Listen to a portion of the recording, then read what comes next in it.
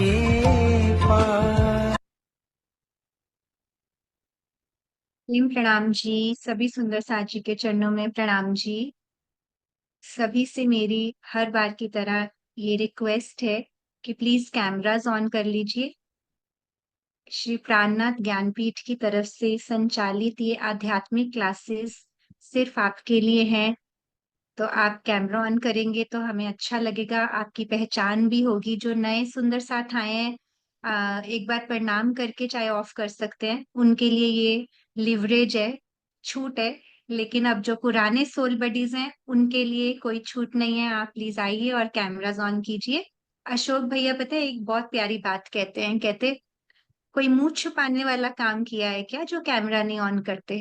तो अब जब भी मैं जूम ज्वाइन करती हूँ ना, चाहे मैं वो कभी भी करूँ, कोई बैठक में बैठूं, कहीं भी करूँ, तो मुझे ऐसे लगता है मैंने तो ऐसा कोई काम नहीं किया कि मैं मुंह छुपाऊं, तो मैं अपना कैमरा ऑन करती हूँ। तो आप सभी का एक बार फिर से हार्दिक स्वागत है। तो सुंदर साथ जी, चलते हैं, वंदना से शुरू करते हैं। सतगुरु का ध्यान करें और सीरत है हमारे साथ, वो वंदना करवाएंगी। आ जाइए सीरत। अनम्यूट करो बेटे। हाँ, ठीक प्रणाम जी। बंदो सतगुरु चरण को, करूं सो प्रेम प्रणाम। अशुभ हरन मंगल करण, धनीषु देव चंद्र जीना। श्री प्राणनाथ निज मूलपति, श्री महराज सुना। तेज कुंवर श्यामाय दल को, पल पल करूं प्रणाम। पिया जी को पल पल करूं प्रणाम। प्रणाम जी। प्रणाम जी सीरत। तो सुंदर साची, ये ई गुरुकुलम की क्लासेस हमारी जुलाई से शुरू हुई थी। तो जुलाई में हमने एक हफ्ते का, 9 दिन के आसपास का एक समर कैंप किया था। बहुत ही आनंदमयी एक हफ्ता था वो। उसमें हमने पहली बार एक दूसरे को जाना, बहुत कुछ सीखा हमने एक दूसरे से। उसके बाद फिर श्री बीतक साहिब से हमने परम हंसों के कदमों पर चलना। तो अभी बहुत रास्ता बाकी है। तो आई वुड से कि अभी हमने सिर्फ सुना है उनके प्रेम और त्याग के रास्ते को। तो इसलिए आने वाली क्लासेस में हम कोशिश करेंगे कि साथ साथ हम बीतक साहिब से कुछ कुछ प्रसंग लें या चौपाइयां लें या वाणी और बीतक के साथ साथ चलते रहें। तो जो सुंदर साथ भी नए हैं, जिनको अभी बीतक और वाणी का इतना ज्ञान नहीं है, तो हम सब मिलकर एक दूसरे को बताएंगे कि हमें क्या सीखना चाहते हो। हम आपको पहली बार मिल रहे हैं, आप हमसे पहली बार मिल रहे हो, तो आप जब बताओगे कि आपके अंदर क्या, कहते हैं ना, क्या प्यास है आपको, क्या सीखने का मन है। अब क्योंकि आप सब बहुत बड़े हैं, बहुत अब तक पढ़ चुके हैं, बहुत सारी किताबें पढ़ते होंगे, तो स्पिरिचुअलिटी को लेके बहुत सारे क्वेश्चंस भी होते हैं। तो मैं बस यही रिक्वेस्ट करूंगी कि बहुत अच्छा रहेगा कि जितना आप हमसे खुल के बात करें, हम आपसे खुल के बात करें, तो हम एक दूसरे को प्रेरित भी करते रहेंगे। बाकी जो ये कक्षाएं हैं, इसका सिर्फ और सिर्फ स्वामी जी का एक यही विजन है कि आजकल के आधुनिक दौर में हम आध्यात्मिकता को कहीं छोड़ ना दें, क्योंकि ये हमारी हेरिटेज है, हमारे धर्म का, हमारे समाज को हम हर समय हम समाज से लेते हैं। तो देना भी सीखें। तो देंगे तो तभी ना, हम जब हमारे अंदर होगा। तो इसलिए सबसे पहले हमें अपने आप को अंदर गुणों से भरना है। तो उसके लिए हम शुरुआत करते हैं, कुछ कुछ महान पुरुषों की हमने सोचा है कि कुछ कुछ छोटी छोटी उनकी कहानियों से हम कुछ समय उन पे बात करेंगे, कुछ समय वाणी बीतक पे बात करेंगे। तो अभी पहली कक्षा है, तो इसलिए अभी एक जनरल सा टॉपिक कवर करेंगे आज के दिन में। तो चलिए शुरू करते हैं श्री गौतम बुद्ध की कहानी से, उनकी जर्नी से। कि बुद्ध हमेशा से तो बुद्ध नहीं थे ना। बुद्ध का अर्थ क्या होता है? बुद्ध का अर्थ होता है जागृत होना। तो जागृति अपने आप में एक प्रोसेस है। तो जागृत होने के लिए ही मुझे लगता है, कहते हैं ना कि कहीं पहुंचने के लिए कहीं से शुरुआत करनी आवश्यक है। तो शुरुआत करने के लिए मुझे लगता है सबसे पहले हमें अपने आप को आ, विद्यार्थी बने रहना। स्वामी जी कहते हैं अपनी चर्चाओं में कि हम हमेशा विद्यार्थी बने रहे। उससे क्या होगा कि हम अपने आप को अलाउ करते हैं कि हम लर्निंग के लिए ओपन है, कि हमें सीखना है। तो जब हम, क्योंकि बहुत बार ऐसा होता है कि हम कितना कुछ अच्छा देखते सुनते और पढ़ते हैं, लेकिन हम बड़े प्यार से इग्नोर कर देते हैं। इग्नोरेंस भी तो एक बहुत बिहेवियर है ना ह्यूमन बीइंग का। हमें लगता ही नहीं है कि वो हमारे लिए इम्पोर्टेंट है। लेकिन अगर हमें अपने अंदर कोई परिवर्तन चाहिए, कहते हैं ना change is the end result of learning. मतलब परिवर्तन जो है वो अंतिम परिणाम है शिक्षा का। तो परिवर्तन लाने के लिए हमें सबसे पहले अपने आप को लर्निंग के लिए अलाउ करना पड़ेगा कि हमें बैठना है, कुछ सीखना है, कुछ अप्लाई करना है उसको अपनी जिंदगी में। उस अपनी जिंदगी को उस हिसाब से हम बदलना चाहते हैं। किस हिसाब से? लोगों के बताए हुए रास्ते के हिसाब से नहीं, जो हम अपने लिए चाहें उस रास्ते पर चल सके। तो उसके लिए हमें बहुत एफर्ट करना पड़ता है, पर पुरुषार्थ करना पड़ता है। तो ये सब बातें आप एनीवे सब लोग काफी लिटरेट हो, इतने छोटे से आपको समझाने की जरूरत नहीं है। तो मैं आपको थोड़ी सी गौतम बुद्ध की जर्नी के बारे में बताना चाहती हूँ कि बुद्ध, राजकुमार सिद्धार्थ, उनको 29 साल तक उनको महल से उन्होंने बाहर कदम नहीं रखा था। उससे पहले उनका वैसा ही जैसे हर राजकुमार का जीवन होता है कि सुख सुविधाओं में लालन पोषण हुआ, बहुत लाड प्यार से पाला। उनके माता पिता ने कितने प्रेम से उनको वही सुख सुविधाएं दी जो एक राजकुमार बनने के लिए चाहिए होती हैं। हर तरह की शास्त्र विद्या, हर तरह की शस्त्र विद्या में वो निपुण थे। पर बुद्ध एक बहुत करुणा वाले इंसान थे। उनका हृदय बहुत कोमल था।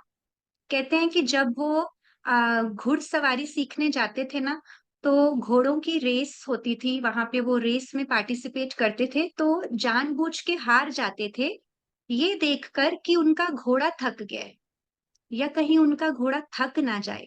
तो ये हृदय में करुणा होना, हृदय में प्रेम होना, यही सब चीजें हैं जो आध्यात्मिक उन्नति के लिए चाहिए होती है। कोई कोमल हृदय का है तो वही चाहेगा ना आज कि मैं पूर्ण ब्रह्म परमात्मा से मिलना चाहता हूँ, उनकी पहचान करना चाहता हूँ।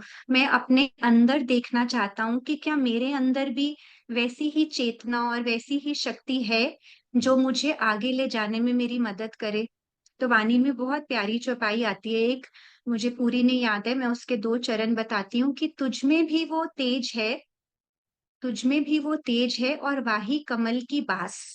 तो इसमें इंद्रावती जी कहती हैं, महामती जी, कि हमारा जो जीव है, हमारी जो कॉन्शियसनेस है, जिसकी वजह से मैं यहाँ बैठ के बोल पा रही हूँ, जो हमारी चेतना है, वो बहुत, वो शुद्ध है।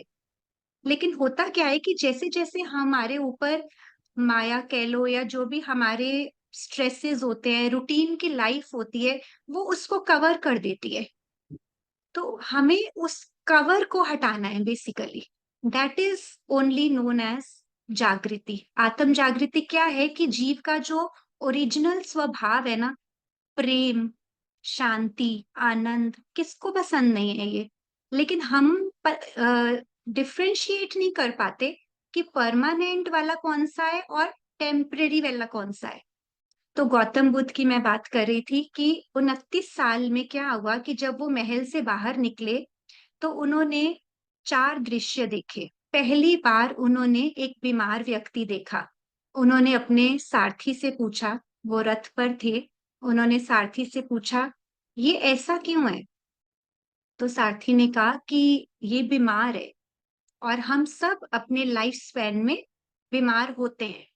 तो बुद्ध को के लिए ये बहुत पहली साइट थी। फिर उन्होंने बूढ़ा व्यक्ति देखा, तो उन्होंने पूछा ये कौन है? तो कहते ये बूढ़ा है और हम अपनी जिंदगी में सब एक बार बूढ़े होते हैं। फिर उन्होंने शव यात्रा देखी, तो उन्होंने पूछा ये क्या है, तो कहते ये मृत्यु है, हम सबको एक बार ऐसे ही यहाँ से चले जाना है। तो एक सन्यासी को देखा चौथी साइड, जो हर तरह के शोर में, हर तरह की सिचुएशन में बहुत ही रिलैक्स्ड और पीसफुल था। बुद्ध को एकदम से एक झटके में उस समय समझ में आया कि ये जो मैंने अभी अभी इतना कुछ देखा है, ट्रुथ तो ये है। इससे पहले जो महल में हो रहा था वो तो ट्रुथ नहीं था, वो तो इल्यूजन थी। मैं आई वॉज नॉट एक्सपोज्ड, तब तक बुद्ध एक्सपोज्ड ही नहीं थे इन चीजों से। तो कहने का भाव ये है कि फर्स्ट टाइम उन्होंने ये देखा और डिसाइड कर लिया कि मैं किसी तरह इस पेन और सफरिंग को खत्म करना चाहता हूँ। तो एक तरह से वो कुछ इयर्स की मेडिटेशन के बाद उनको एनलाइटनमेंट हुआ। उनको पता चला कि जो मैं खत्म करना चाहता हूँ, जिस वजह से मैं घर से निकला, वो बहुत जल्दी घर छोड़ दिया उन्होंने। बहुत छोटा सा बेटा था उनका जब उन्होंने घर छोड़ा। तो जिस वजह से वो निकले वो उनको अपने अंदर ही मिला। ऐसे बहुत सारी एग्जाम्पल्स हैं हमारी हिस्ट्री में। आ, राजा शांतनु के जो बड़े भाई देवापी, देवापी के जीव ने बहुत तपस्या की। वो भी जल्दी अपने घर छोड़कर निकल गए थे। मेडिटेशन और deep meditation, focused and deep and long meditation जो उस युग में बहुत नॉर्मल थी। तो वो देवापी का जीव इतना तपस्या की उसने कि धनी श्री देवचंद्र जी का के तन में वो जीव गया फिर। तो इसी तरह से सूर्यवंशी राजा मरु थे, जिनको श्री मिहिराज जी का तन मिला। तो यहाँ कहने का भाव क्या है, ये नहीं कि हमें घर छोड़ने हैं या कोई बहुत इयर्स की लॉन्ग मेडिटेशन हम कर भी नहीं सकते हैं। वो युग अलग था, ये युग अलग है। लेकिन हमें किस तरह से ये रियलाइज करना है कि जिन चीजों के पीछे हम भाग रहे हैं, भाग रहे हैं का मतलब कि हम हर पल अपनी लाइफ को बेटर करना चाहते हैं। हम अपने करियर्स को बेटर करना चाहते हैं, स्टडीज को बेटर करना चाहते हैं, हम स्ट्रेस फ्री लाइफ जो जीना चाहते हैं। ये सब लोग उस लाइफ के पीक पर थे, पीक पर थे ना। बुद्ध के पास नो कमी फैसिलिटीज की, देवापी के पास, राजा मरु के पास, ये सब राजकुमार हैं। और ऐसे बहुत एग्जाम्पल्स हैं, मैंने सिर्फ 3 नाम लिए हैं, हम गूगल करेंगे तो बहुत मिलेंगे। तो कहने का मतलब ये ढूंढना है कि इनके पास कमी क्या थी, क्यों इनको ऐसा एहसास हुआ कि मुझे ये सब नहीं चाहिए, कुछ इससे बेटर चाहिए। तो वो कमी थी एक अपने अंदर के आनंद की खोज की कमी। मतलब वो खुश नहीं थे इन सिचुएशंस में भी।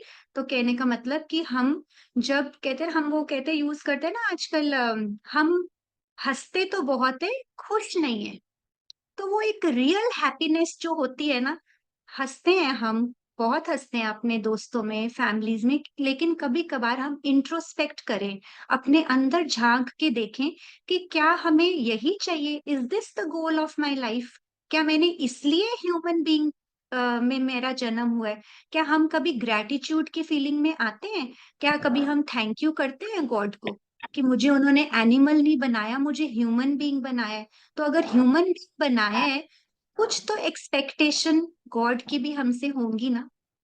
तो इसलिए मैंने सिर्फ और सिर्फ एक ओवरव्यू दिया है आपको कि हमें बढ़ना किस तरफ है, हमें निज आनंद की खोज करनी है। तो हमारा ई गुरुकुलम का लक्ष्य सिर्फ यही है कि हम हैप्पीनेस चाहिए तो हम उसे अपने अंदर खोजें। हम डिपेंडेंट ना हो जाएं कि हम अमेजोन से शॉपिंग कर रहे हैं तो हमें बहुत खुशी मिल रही है, आज तो बड़ा अच्छा दिन था। 2 दिन वो खुशी रहेगी और फिर उससे अगले दिन वो खुशी खत्म।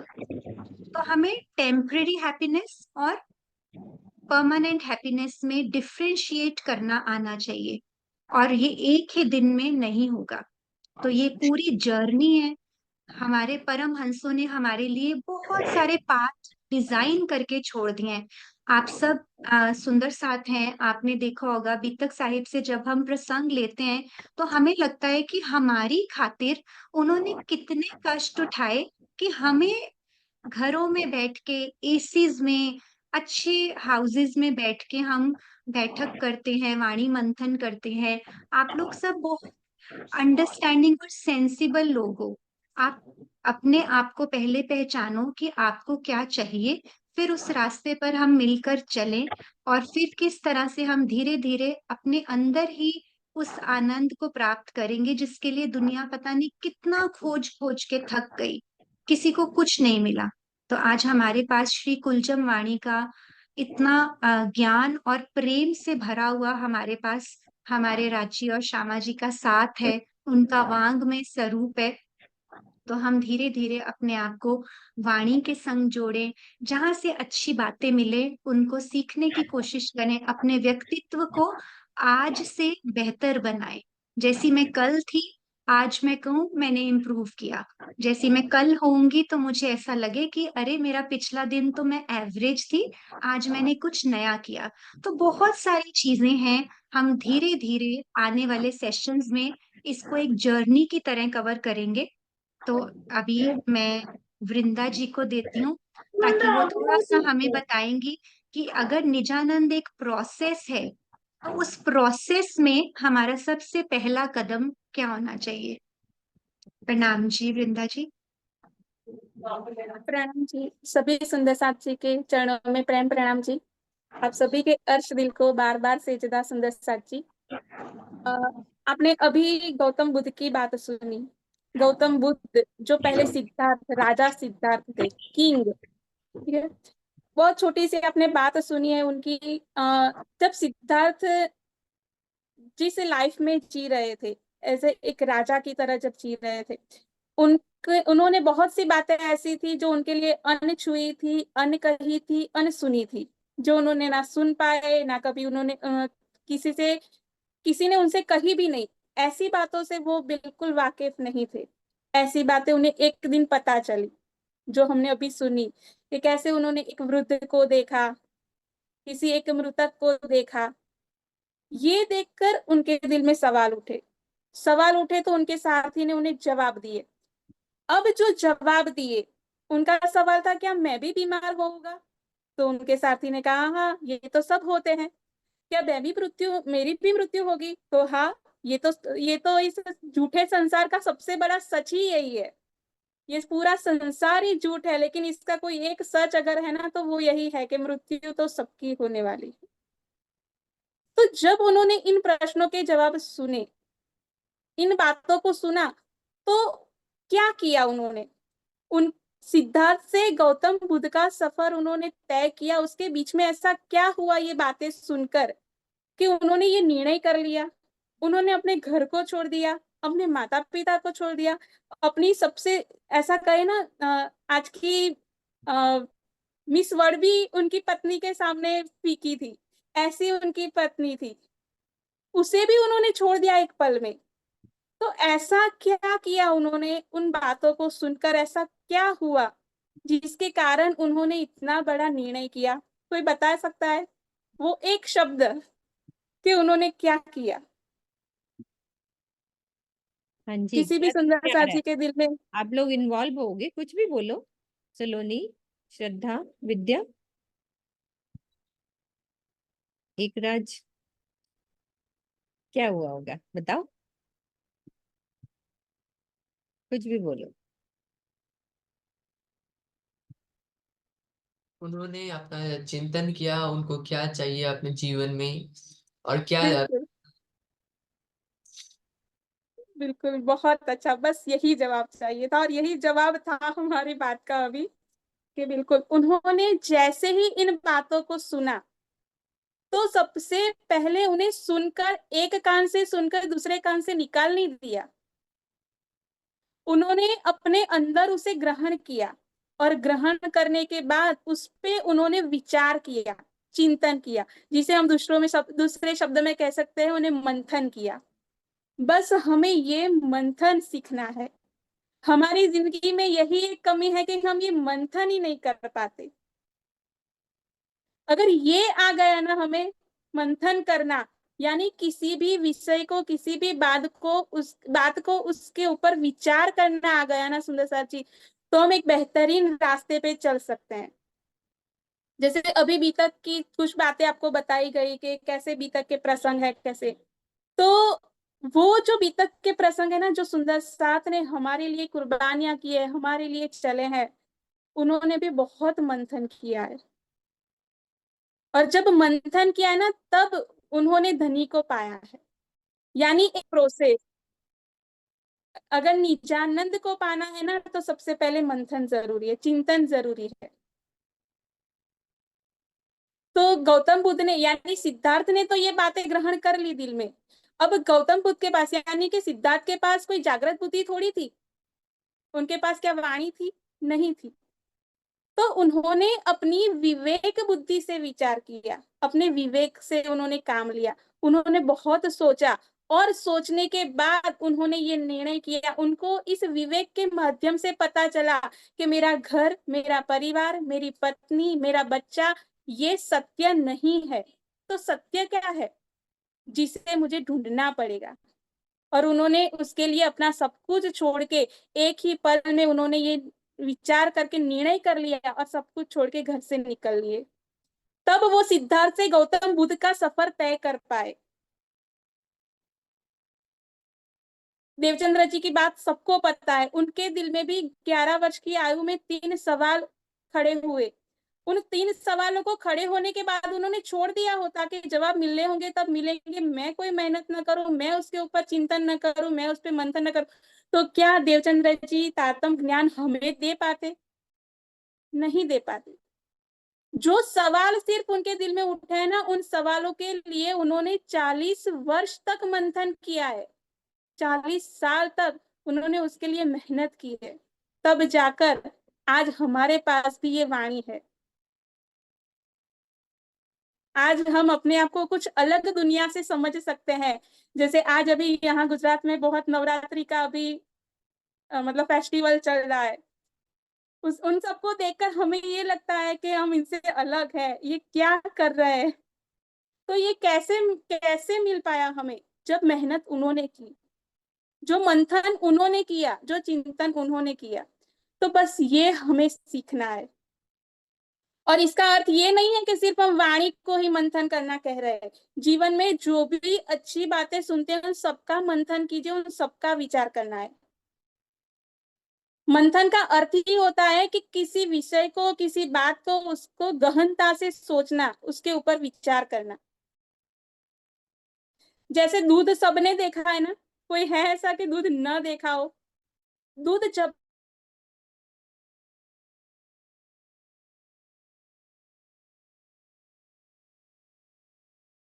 हाँ जी, थोड़ा सा नेट स्लो है उनका, चित्र। हाँ जी।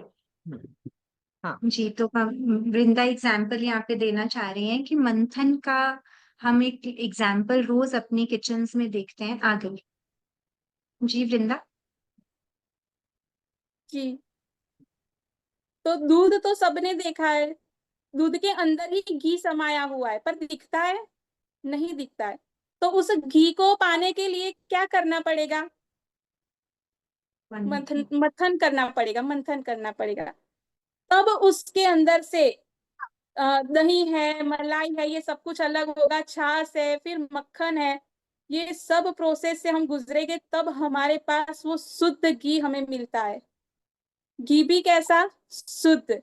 हम भी जब इस चिंतन और मंथन के रास्ते पे चलते हैं ना, तब वो शुद्धता है, वो सत्य रूपी शुद्धता हमें मिलती है। तो बस ये सीखते हुए, और ये हमें अगर हम पढ़ रहे हैं तो पढ़ाई में भी इसे हमें जीवन में अप्लाई करना है। हम अगर आध्यात्मिक की राह पर चल रहे हैं तो उसमें भी हमें इस बात को जीवन में अप्लाई करना है। ये मंथन की प्रैक्टिस है जो हमें करती रहनी पड़ेगी। ये एक बार किया फिर छोड़ दिया, ऐसा नहीं होता, उसे करते रहना पड़ेगा। आज हम सभी स्मार्टफोन यूज करते हैं, एंड्रॉइड फोन यूज करते हैं। सोशल मीडिया तो जैसे जिंदगी बन गई है। सोशल मीडिया के बिना जिंदगी सोचना ही अभी असंभव है, कि सोचे कैसा कि सोशल मीडिया के बिना जिंदगी होगी। तो जब हम जैसे हम व्हाट्सएप यूज करते हैं सभी, तो व्हाट्सएप पे हर रोज कोई ना कोई सुविचार के रूप में, अच्छी बातों के रूप में हम स्टेटस लगाते हैं। सब लगाते हैं, मैं भी लगाती हूँ। संसार में जितनी भी अच्छी बातें हैं ना, वो सारी सोशल मीडिया पे फैल गई है। कोई जैसे बात बाकी ही नहीं रही है फैलने के लिए। बस बाकी क्या रहा है, तो हमें जीवन में उतारना, बस ये उतारना ही बाकी रह गया है। व्हाट्सएप में स्टेटस रखते हैं तो स्टेटस कितने घंटे रहता है? 24 घंटे। 24 घंटे के बाद तो वो स्टेटस निकल जाता है ना। तो 24 घंटे में जो हमने स्टेटस में अच्छी बातें, कोई सुविचार या कुछ भी थॉट्स हमने डाले हैं, उसके लिए हम क्या करेंगे 24 घंटे में? जितनी बार हम व्हाट्सएप ओपन करेंगे, स्टेटस खोलेंगे, स्टेटस खोल के कितने लोगों ने मेरा स्टेटस देखा, कितने लोगों ने लाइक किया, कितने ने मुझे ये कहा कि सेंड मी, कितने ने शेयर किया, हम ये जरूर देखेंगे। लेकिन हम ये कभी नहीं देखते कि जो बात मैंने इसमें अच्छी रखी है वो मैंने अप्लाई की खुद पे। 24 घंटे के बाद जो स्टेटस निकल जाने वाला है, क्या हमारे दिलो दिमाग से भी वो निकल जाता है कि रहता है? क्योंकि हम इस पे मंथन ही नहीं करते। बस सारी दुनिया की अच्छी बातें दूसरों के लिए है, मेरे लिए कहाँ है? हमारे दिल में यही होता है। लेकिन जब भी स्टेटस रखे तो सबसे पहले सोच के रखे कि ये मेरे लिए कितना जरूरी है, दूसरों के लिए कितना जरूरी है वो नहीं देखना, मेरे लिए कितना जरूरी है। और अगर है तो उसे अप्लाई करे, उसे जीवन में उतारे। ये नहीं कि 24 घंटे के बाद जैसे स्टेटस निकल गया तो वो मेरी लाइफ से भी निकल गया, मेरे दिमाग से निकल गया, मेरे दिल से निकल गया, ऐसा ना करें। ये जो मंथन है ना, ये यही मंथन है। ये छोटी छोटी बातों से ही शुरुआत करेंगे ना तो हम उस मंथन तक पहुंच पाएंगे जो हमें सच में निजानंद की ओर ले जाएगा। इसीलिए मैं तो ये कहती हूँ कि आज से तय ही कर ले कि स्टेटस जब भी रखे तो दूसरों के लिए ना रखे, वो अच्छी बातें मेरे अंदर आए तभी उसे रखे, वरना रखे ही नहीं। ठीक है, विकास जी हाथ जोड़ रहे हैं, बिल्कुल एग्री हैं इस बात से। है ना विकास जी? यस। अब ये जो मंथन है ना सुंदर साथ जी, ये बोल। मंथन जी, ये जो मंथन है, जो चिंतन है, वो हमारे जीवन में क्या पॉजिटिविटी लाता है, क्या लाता है? तो वो हमारे जीवन में अधिक स्पष्टता लाता है, हमारे जीवन में शांति देता है, हमें एक संतुष्टि प्राप्त करने में मदद करता है, यानी हमें सुख देता है। और यही सुख निजानंद की तरफ हमें ले जाता है। हम तारतम बोलते हैं ना, निज नाम, तो उसमें भी हम बार बार बोलते हैं ए सतवाणी मथ के लेउ जो इनको सार। तो उसमें भी हमें कहते हैं मथ के, ये मथना है ना तो सार मिलता है, वो जो हमने शुद्ध घी प्राप्त होता है ना मंथन करके, वो सार मिलता है। और जब उस सार को हम लेते हैं तो इन सार में कई सत सुख, उसमें वो सुख समाये है, और ये हमारा निज आनंद है। और इसी निजानंद की राह पर हमें चलना है।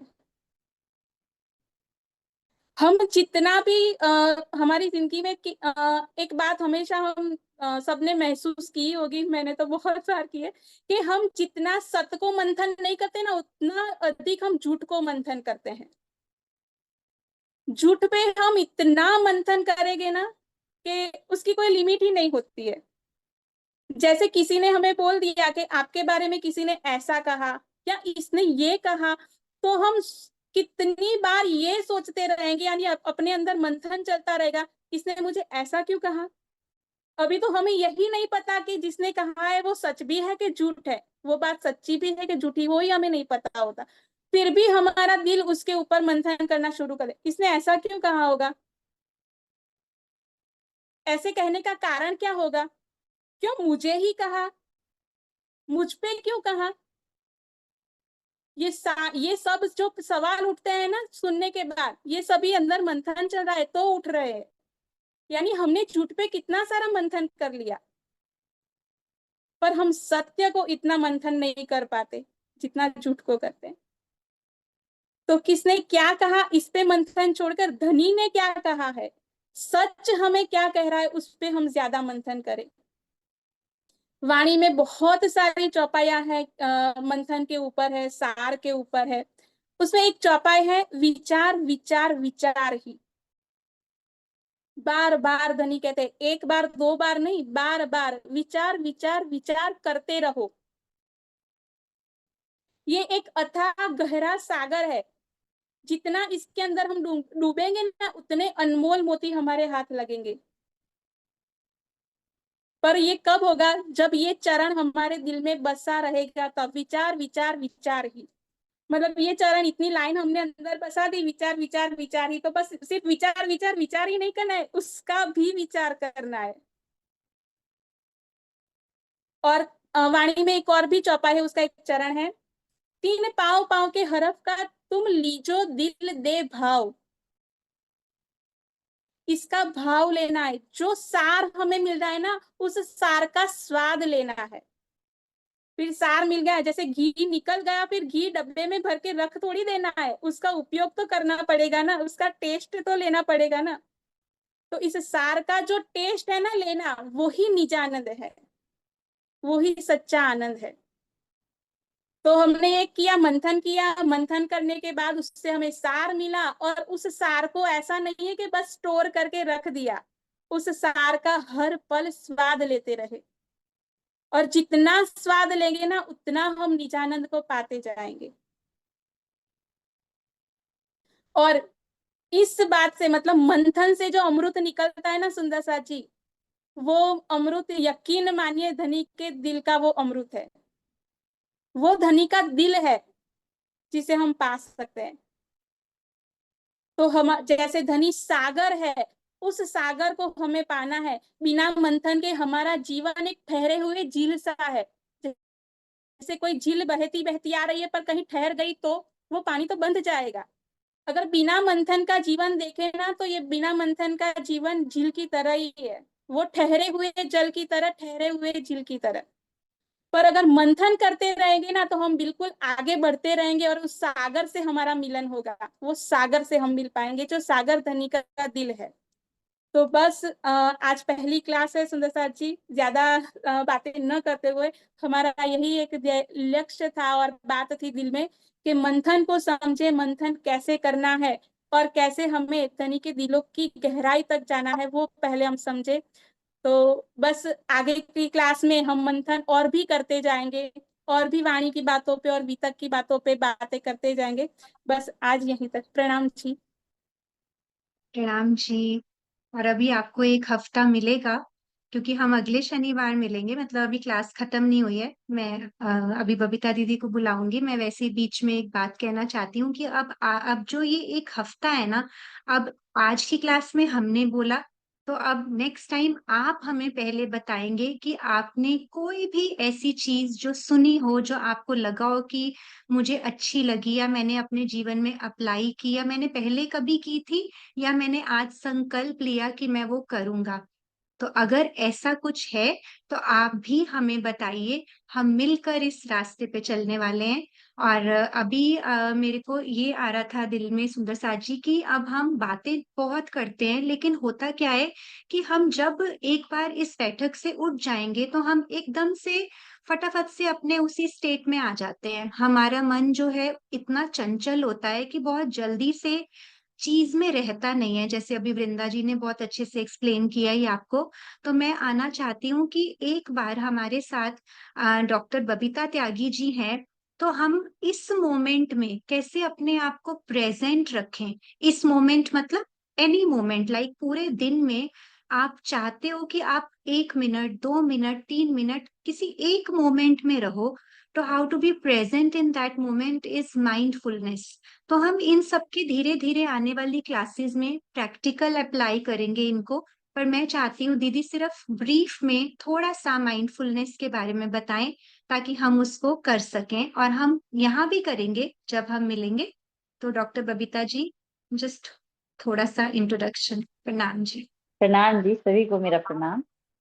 और आप लोगों ने ज्यादातर मुझे योग करते ही देखा है और आपको करवाते हुए देखा है। आज मैं थोड़ी सी आपके साथ थोड़ी सी बातें करना चाहती हूँ। जितना भी वृंदा जी ने बातें बताई, चित्रा जी ने बातें बताई, बहुत प्यारी प्यारी बातें जो हमारे जीवन को एक नई दिशा दे सकते हैं, बिल्कुल सच बात है। लेकिन उसी के साथ ये जरूरी है कि हम इसको करें कैसे। ये हमारे सामने क्वेश्चन आता है कि हम इतना चारों तरफ उलझे हुए हैं, डिस्ट्रैक्टेड इतने ज्यादा हैं हम, या फिर अपने करियर को लेकर हम हमेशा इतनी चिंता में रहते हैं बहुत सारी चीजों को लेकर। तो कैसे इसे अपने जीवन में कैसे अप्लाई करें इस चीजों को। तो एक कितने लोग यहाँ पर अच्छा ऐसे हैं जो मल्टीटास्कर हैं? Please can you please raise your hand. जितने भी लोग यहाँ पे मल्टीटास्क करें, एक समय में वो कई काम कर सकते हैं, एक ही समय में कई सारे काम कर सकते हैं। जैसे मेरी छोटी बेटी है, वो एक क्या करती है, वो अपना लैपटॉप भी खोल लेगी, वो इधर अपना वो मोबाइल पे गाने भी चला देगी, उधर वो कुछ लिखना है तो उसको वो लिखना भी शुरू कर देगी, कुछ भी वो 3-4 काम इकट्ठा कर देती है। तो आप में से कुछ लोग हैं यहाँ पर, काफी लोगों ने, मेरे ख्याल से कई लोगों ने हाथ उठाया है कि हम मल्टीटास्कर हैं। तो अब मैं बताती हूँ कि मल्टीटास्कर में क्या होता है और हमें क्यों फोकस रहना बहुत ज्यादा जरूरी है। जैसे कि जो ये बातें बता रही हैं वृंदा जी और चित्रा जी ने जो बातें बताई, इसके लिए हमें माइंडफुलनेस हमारे लिए किस प्रकार से हेल्प कर सकता है और हम कैसे इसे अपने जीवन में अप्लाई भी कर सकते हैं, वो भी मैं आपको शॉर्ट में फटाफट फटाफट बताऊंगी, क्योंकि इन लोगों ने मुझे थोड़ा कम ही समय दिया है। तो देखिए, मल्टीटास्किंग में क्या होता है, अगर आप लोग ध्यान से समझेंगे इस बात को, कि जब हम कई सारे काम इकट्ठा कर रहे होते हैं तो हमारा जो फोकस है ना, पिंग पोंग कम आउट ऐसे चलता रहता है, कभी इस पर कभी उस पर कभी उस पर। और हमेशा मल्टीटास्कर ये सोचते हैं कि हमारी जो काम करने की जो कैपेसिटी है, जो हैंडलिंग है हमारी बहुत अच्छी है और हम एक समय में कई सारे काम कर सकते हैं, उसमें कुछ बुराई भी नहीं है। लेकिन रिसर्च ये कहती है जो मल्टीटास्कर होते हैं, ऐसा हो सकता है मल्टीटास्कर के साथ कि वो ज्यादा स्ट्रेस में रहना शुरू कर दें, या कुछ ऐसी चीजें उनके साथ होनी शुरू हो जाए जो दूसरों के साथ नहीं होते, जैसे ओवर थिंकर हो जाए या फिर नींद ना आने की समस्या हो जाए, इस तरह की चीजें, एंजाइटी जैसी प्रॉब्लम भी मल्टीटास्कर में देखी गई है, क्योंकि वो एक समय में कई जगह पर अपने दिमाग को रखते हैं। एक रिसर्च ये कहती है कि एक कंपनी में कुछ लोगों को जो मल्टीटास्कर थे, उनको किसी डिस्ट्रैक्ट कर दिया गया उस काम से जो वो कर रहे थे, तो ये देखा गया कि वो आधा घंटे, कम से कम 23 मिनट से पहले वो उस काम पर वापस नहीं आ पाए। किसी भी का वो 23 मिनट लगे उसे कम से कम उस काम पर वापस फोकस करने के लिए उन लोगों को, जबकि दूसरे लोगों ने जल्दी फोकस कर दिया जो एक ही काम पर फोकस कर रहे थे उस पहले। ठीक है, और उनकी जो, अब उससे क्या हुआ, मल्टीटास्कर का एक सबसे बड़ी जो क्या होता है कि इसमें स्ट्रेस लेवल बढ़ता है, और धीरे धीरे हमारा जो कॉर्टिसोल जो एक हार्मोन होता है स्ट्रेस को इंक्रीज करने वाला, वो हमारा इंक्रीज होना शुरू हो जाता है, और उसकी वजह से स्ट्रेस और ज्यादा बढ़ना शुरू हो जाता है, एंजाइटी और डिप्रेशन जैसी स्थिति आनी शुरू हो जाती है। ये मल्टीटास्कर्स के लिए मैं बता रही हूँ, इतने सारे इसके ये हैं। अच्छा, तो हम क्या करें अब इसके लिए? इसके लिए हम एक माइंडफुलनेस में बताती हूँ कि सबसे पहले माइंडफुलनेस क्या होता है। जैसे गौतम बुद्ध की अगर आज स्टोरी सुन रहे हैं ना, तो माइंडफुलनेस का इससे सुंदर उदाहरण नहीं है। जो गौतम बुद्ध ने हमेशा कहा कि आप प्रेजेंट मोमेंट में ही रहिए, आप जिस क्षण में हैं आप उसी क्षण को एंजॉय करिए। तो आप उसी क्षण में रहिए और उसी क्षण में जो भी आप कर रहे हैं उसे बेस्ट करने की कोशिश करिए। अब सबसे क्यों है इतना ये महत्वपूर्ण, इतना इम्पोर्टेंस क्यों है इस अभी के क्षण की? क्योंकि यही क्षण हमारे पास है, इसके अलावा हमारे पास कुछ भी तो नहीं है। पास्ट है जो एग्जिस्ट नहीं करता, और फ्यूचर है वो भी एग्जिस्ट नहीं करता। तो हमारे पास इस समय जो हमारे पास है केवल और यही क्षण। इससे पहले जो 5 मिनट जो वृंदा ने बोले, चित्रा ने बोले, वो भी गए। अभी जो मैं बोल रही हूँ उससे पहले 1 सेकंड जो बोला वो भी गया।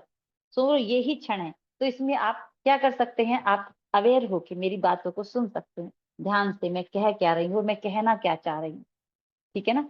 तो इसी मोमेंट में रहना, जब हम इसी मोमेंट में रहते हैं तो इससे बहुत सारी चीजें होती हैं एक्चुअल में। एक तो सबसे पहले हमारी क्या होती है, अवेयरनेस बढ़ती है, हमारी जागरूकता बढ़ती है, जो बहुत जरूरी है। जो हम इस जीवन को जिस तरह से लेकर चलना चाह रहे हैं उसमें जागरूक होकर जीना बहुत जरूरी है। और दूसरी बात ये है कि न्यू इंफॉर्मेशन हमें पता चलती है। दूसरी सबसे इंपॉर्टेंट बात क्या है कि न्यू इंफॉर्मेशन पे जब आप जागरूक होके इंफॉर्मेशन को लेते हो, आप उस पर फोकस रह सकते हो। और तीसरी इंपॉर्टेंट बात ये है कि जो भी इंपॉर्टेंट चीजें आपके पास, जिनको आप समझते हो कि ये बहुत इंपॉर्टेंट है, आप हमेशा उन्हें उनके साथ रह सकते हो, उन्हें अपने साथ बनाए रख सकते हो। ठीक है ना? ये तीन तीन तो बहुत इंपॉर्टेंट इसमें जो हमारे पास इसके फायदे हैं। और इसमें फिर हम वो कर सकते हैं जो हम करना चाहते हैं, क्योंकि हमारा अब डिस्ट्रैक्टेड हम नहीं है उतने ज्यादा, क्योंकि हम इसी मोमेंट में हैं। इसी को हम माइंडफुलनेस कहते हैं, यानी कि अपने जीवन के हर क्षण को माइंडफुल, यानी कि बहुत बारीकी से, बहुत जागरूक होकर जीना, अपने हर पल हर क्षण को बहुत जागरूकता के साथ जीना, इसी को हम माइंडफुलनेस कहा जाता है। ठीक है? अब इसको एक, अब देखो, हम इतने अनअवेयर हैं इस चीज से लेकर कि अगर मैं कहूं कि आप सांस लीजिए, गहरा सांस लीजिए, अगर 1 मिनट आप मुझे दे सकते हैं, 1 मिनट के लिए आप सब लोग शांत होकर बैठिए, बस सिर्फ मेरी आवाज सुनना, ठीक है? आंखें बंद कर लो और बिल्कुल गहर, जैसे जैसे मैं बोलूं वैसे ही करना आपको। सब लोग कमर सीधी करो। अब गहरा सांस लो, एक deep inhale, exhale, deep exhale, ऐसे ही जैसे मैं आवाज मेरी आ रही है आपको। Deep inhale, deep exhale. अब इनहेल एक्सहेल करते रहो मेरी आवाज के बिना ही। आप इनहेल करो गहरा और एक्सहेल करो, और महसूस करो कि जब आप इनहेल करते हो तो आपके लंग्स किस तरह से एक्सपेंड हो रहे हैं, और जब आपकी सांस बाहर जा रही है तो आपके लंग्स स्क्वीज हो रहे हैं।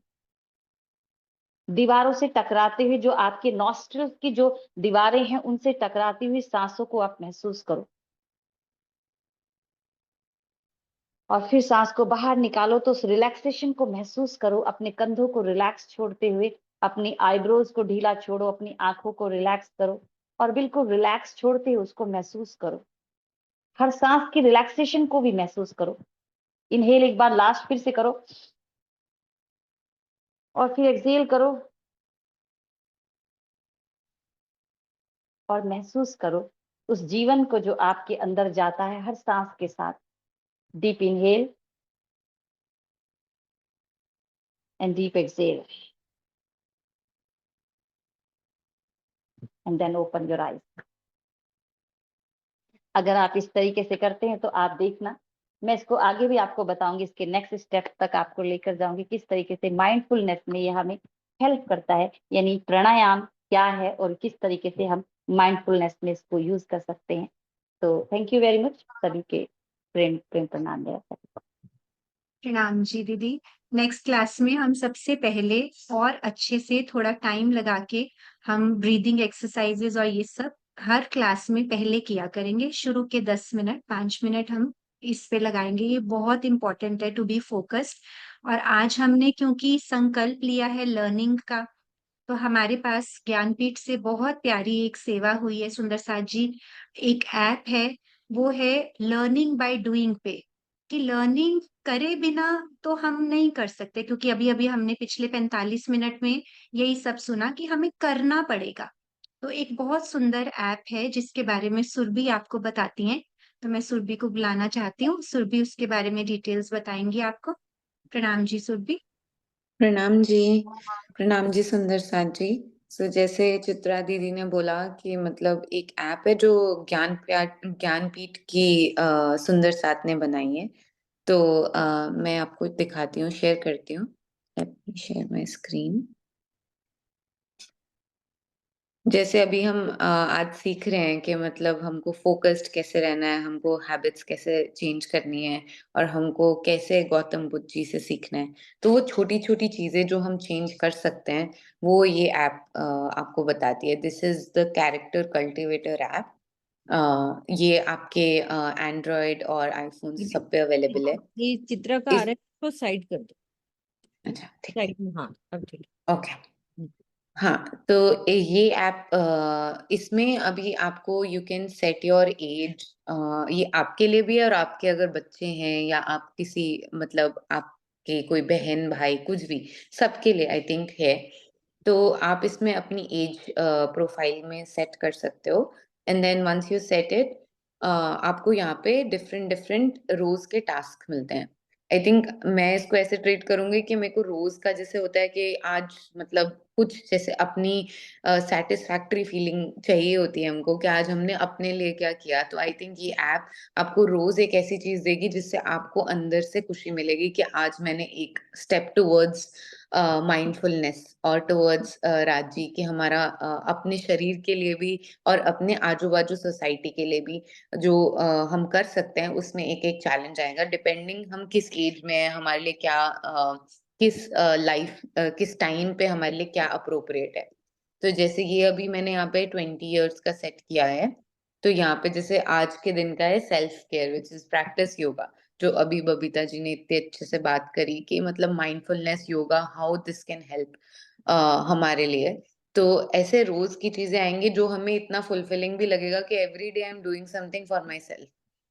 तो इसको मतलब आप अपने लिए and depending on the age, जैसे छोटे बच्चों के लिए क्लीनलीनेस आएगा, सेवा करनी या फिर गिविंग, डोनेशन कैसे वो सब कर सकते हैं। तो ये रोज़ के लिए एक आती है एंड आई थिंक इस पे क्लिक करके there is like a YouTube small video as well, जो आपको मोटिवेट करेगी एंड प्रोबेबली बताएगी एग्ज़ैक्टली करना क्या है। तो हाँ, ये है और ये आप अपने ऐप स्टोर से डाउनलोड कर सकते हो। It is called character cultivator.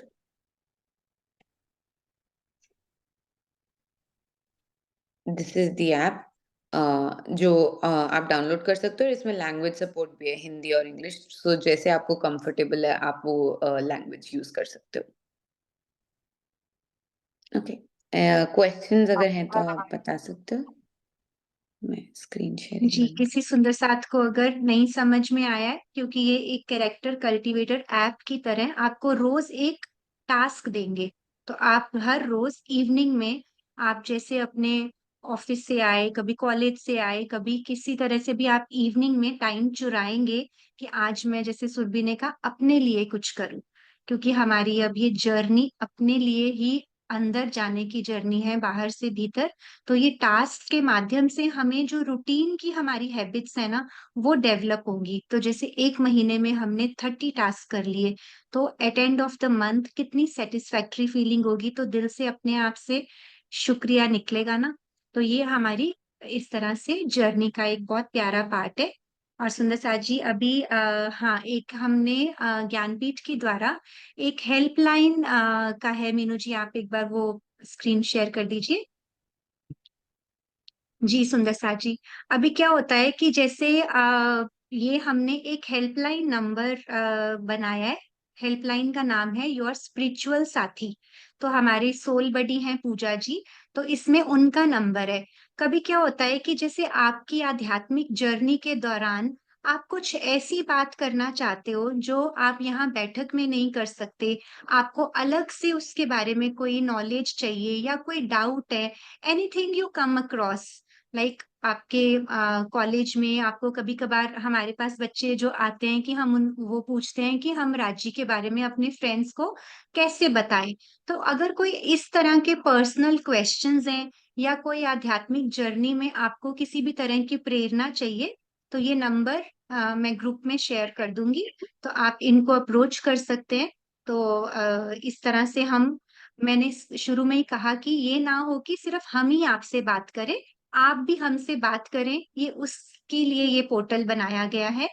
तो हमारे बीच में प्रवीण भैया आ चुके हैं। माफी चाहती हूँ भैया को इंतजार करवाने के लिए। तो जी भैया प्रणाम जी, आ जाइए आप।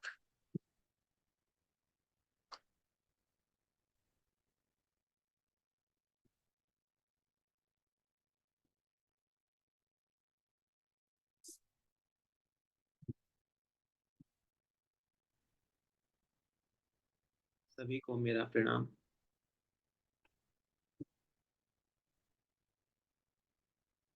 आज शायद 2 या 3 महीने हो गए जब इन्हीं गुरुकुलम की क्लासेस को शुरू किया गया था। ई गुरुकुलम की क्लासेस को शुरू करने का केवल एक ही प्रयोजन था कि इस ऑनलाइन जूम मीटिंग के माध्यम से हम सभी लोग आपस में एक दूसरे के संपर्क में रहें। गौतम बुद्ध ने एक बार कहा था कि व्यक्ति को हमेशा अपने कल्याण मित्रों की खोज करनी चाहिए। संसार में हम अपने दोस्त बनाते हैं, अपने रिश्तेदार बनाते हैं, अपने फ्रेंड सर्कल को बनाते हैं। तो गौतम बुद्ध ने कहा कि हर व्यक्ति को अपने कल्याण मित्र खोजने चाहिए। कल्याण मित्र किसे कहा जाता है? कल्याण मित्र वो होता है जो आपको, जहां आप खड़े हैं, जिस पोजीशन पर हैं, उससे एक कदम आगे लेकर के जाए, जो आपके आत्मिक कल्याण की मंगल कामना। संसार के रिश्ते हम सब स्वार्थ के आधार पर बनते हैं, जो दोस्त होते हैं, सगे संबंधी होते हैं। लेकिन गौतम बुद्ध ने कहा कि आपको अपने कल्याण मित्र खोजने चाहिए, ऐसे लोग जो आपको हमेशा आगे लेकर के जाएं। तारतम वाणी में भी कहा है कि निज वतनी सो सुध कीजिए, गुज कीजिए, कि आपको अपने निज वतनी को ढूंढना चाहिए। निज वतनी का मतलब क्या है? कि जिसकी सोच, जिसके मन की अवस्था, जिसका चिंतन जो है वो आपके उसी चिंतन के साथ में चलने के लिए तैयार है। तो ये जो हमने प्लेटफॉर्म बनाया है, ये सभी जो आपको चेहरे इस पर दिख रहे हैं, तो आप ये मानो कि ये सभी जो हैं हम सब आपस में एक दूसरे के कल्याण मित्र हैं। हमारा किसी से कोई स्वार्थ नहीं है। हमारा ये जो संबंध है, हमारा ये जो रिलेशन है, वो किसी सेल्फिशनेस पर बेस्ड नहीं है। हम सब एक दूसरे के कल्याण मित्र हैं। कोई हमसे आगे है तो हमें उसको देख करके प्रेरणा लेनी चाहिए कि यदि इसके जीवन में कुछ घट रहा है, यदि उसके जीवन में प्रेम है, सेवा है, समर्पण है, त्याग है, ज्ञान है, तो ये मेरे जीवन में भी आ सकता है। और जो हमसे पीछे है, हमारा कर्तव्य बनता है कि हम उनको भी देखें, उनको लिए भी अपने हाथ बढ़ाएं। मैं बार बार सुंदर साथ से कहता हूँ, यदि आपको अपने जीवन में प्रेम चाहिए तो केवल उसका एक ही तरीका है, आप दूसरों में प्रेम बांटना शुरू कर दीजिए। यदि आप चाहते हैं कि परमात्मा आपको अपनी गुज्ज बातें, अपने गहरे ज्ञान से अभिभूत करे, तो जो आपके पास है वो आप संसार में बांटना शुरू कर दीजिए। यदि आप चाहते हो कि जरूरत पड़ने पर लोग आपकी आंखों के आंसू पोंछने आए, तो आप दूसरों की तकलीफों को, उनकी मदद करना सीखिए, उनकी आंखों के आंसू पोंछना चाहिए। वेद में एक बहुत अच्छी बात कही गई है कि अनूनम पात्रम निहितम न एतत् पक्तारम पक्वा पुनः शाति। यदि आपने किसी के लिए हाथ बढ़ाया है तो परमात्मा चारों दिशाओं से आपके लिए हाथ भेजेगा, आपके लिए सहायता भेजेगा। तो इस प्लेटफॉर्म के माध्यम से हम सब लोग अपनी इस आध्यात्मिक यात्रा में हर रोज आगे बढ़ते जाएं। हम अपने साथी बनाएं। ये प्लेटफॉर्म ऐसा, अब आज आपने देखा होगा कि एक हेल्पलाइन भी रिलीज किया गया है। तो ये बस इसीलिए किया गया है ताकि हम एक दूसरे की इस आध्यात्मिक यात्रा में सहयोगी बने। देखो, भगत सिंह को जब फांसी की सजा हुई थी तो भगत सिंह के एक दोस्त थे, उनका नाम था बटुकेश्वर दत्त। तो दोनों एक साथ जेल में बंद थे। तो जब निर्णय सुनाया गया अंग्रेजी सरकार ने, तो भगत सिंह को तो फांसी की सजा दे दी गई और बटुकेश्वर दत्त को लंबी उम्र की सजा कैद मिली। तो बटुकेश्वर दत्त के मन में केवल एक ही बात थी कि हम दोनों एक साथ खेले, हमारे विचार एक साथ थे, हमने दोनों ने मिल करके क्रांति की लड़ाई लड़ी। लेकिन भगत सिंह अब अकेला जा रहा है, मैं उसके साथ नहीं जा सकता। तो उनकी ये पीड़ा थी कि वो मेरा दोस्त है, वो मेरा साथी है, मुझे उसका संग चाहिए था। लेकिन भगत सिंह को फांसी हो गई और बटुकेश्वर दत्त जेल में बंद रहे। तो जब भारत आजाद हुआ, जब पंजाब के मुख्यमंत्री उस समय थे, तो जब आखिरी समय था बटुकेश्वर दत्त का, तो मुख्यमंत्री ने बटुकेश्वर दत्त से पूछा था कि तुम्हारी आखिरी ख्वाहिश क्या है, कि तुम क्या चाहते हो। तो बटुकेश्वर दत्त ने कहा था कि मेरी आखिरी ख्वाहिश ये है कि जहां भगत सिंह की समाधि है, जहां भगत सिंह को लेटाया गया है, मुझे उसी के साथ में लेटाया। आप समझ रहे हो कि कितनी ऊंची भावना है कि जो जीते जी साथ रहा, मरने के बाद भी लोग उसका साथ नहीं छोड़ना चाहते। आप देख रहे हो क्यों? क्योंकि उनका संबंध ऐसा है। ऐसे हमेशा वो लोगों की तलाश कर रहे हैं जो आपको आगे लेकर के जाएं, जो आपकी आध्यात्मिक यात्रा में मदद करें, सहायता करें। तो देखिए, बटुकेश्वर दत्त मरने के बाद भी उनको नहीं छोड़ना चाहता। तो मैं बस यही कहना चाहूंगा, इस कक्षा के पीछे सुंदर साथ का बहुत परिश्रम होता है और केवल किसी का कोई स्वार्थ नहीं है। बस ये सभी सुंदर साथ बहुत प्यारे हैं। इनके मन में ये भावना है कि जो भी इन्हें मिला है, जो भी ज्ञान है, जो भी प्रेम है, वो सब में बांटें। तो जितने भी युवा सुंदर साथ जुड़ते हैं, तो उन सब से मैं बार बार यही निवेदन करूंगा कि इस प्लेटफॉर्म के माध्यम से आप जुड़िए। जो संसार में हम सगे संबंधी बनाते हैं, दोस्त बनाते हैं, यहाँ पर आप अपने कल्याण मित्र बनाए। ये जितने भी सुंदर साथ हैं, आप इनसे बात कीजिए, अपने दिल की बात कीजिए। कैसे जो है एक दूसरे के जीवन में, जो आपकी आध्यात्मिक यात्रा है, हर किसी के जीवन में कुछ ना कुछ समस्या होती है, हर समस्या का समाधान निकाला जा सकता है। तो ज्ञानपीठ इस प्लेटफॉर्म के माध्यम से आपके घर पर पहुंचा है। आपके डिवाइसेस में, पर्पस केवल एक ही है कि हम सब लोग जो हैं एक साथ आगे जाएं। वेद का ये मंत्र हम सब याद रखें,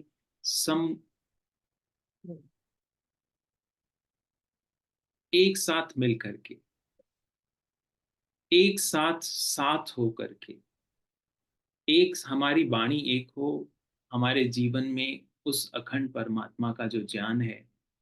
मैंने कार्यक्रम में भी बार बार कहा था कि हम चाहे अलग अलग स्थान पर रहते हैं, अलग अलग हमारी वेशभूषा है, अलग अलग हमारा खान पान है, अलग अलग हमारी संस्कृति है, लेकिन हम सब लोग सत्य के सूत्र से बंधे हैं, जिसे निस्बत कहा गया है।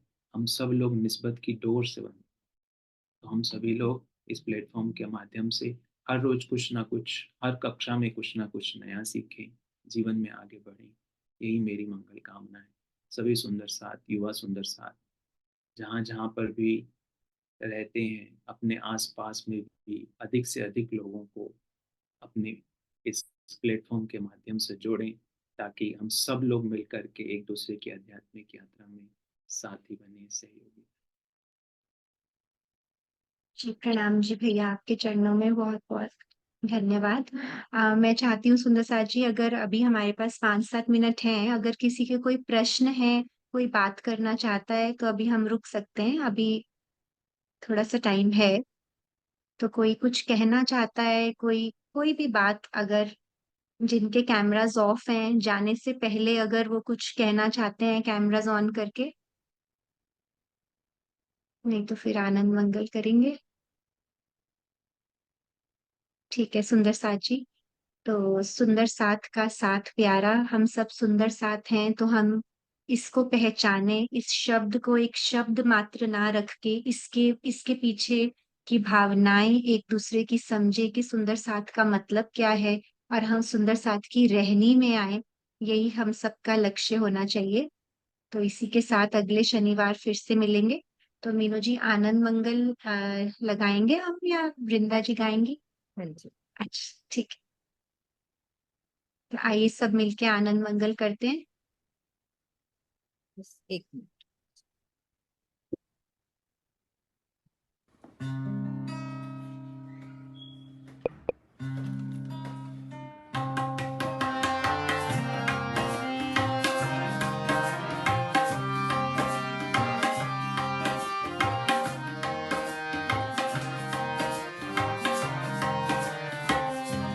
सदा आनंद मंगल में रहिए, सदा आनंद मंगल में रहिए, सदा आनंद मंगल में रहिए, सदा आनंद मंगल में रहिए।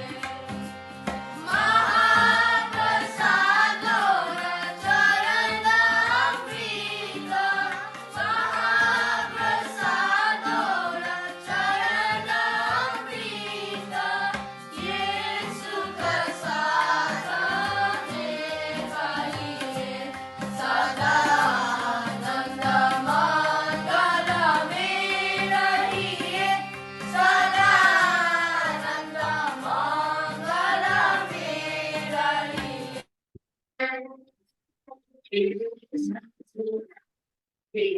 जी सुंदर साथ जी, चलिए जयकारा लगाते हैं।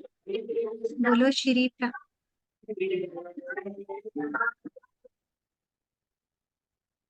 हाँ जी, जयकारा लगाओ सब मिलके।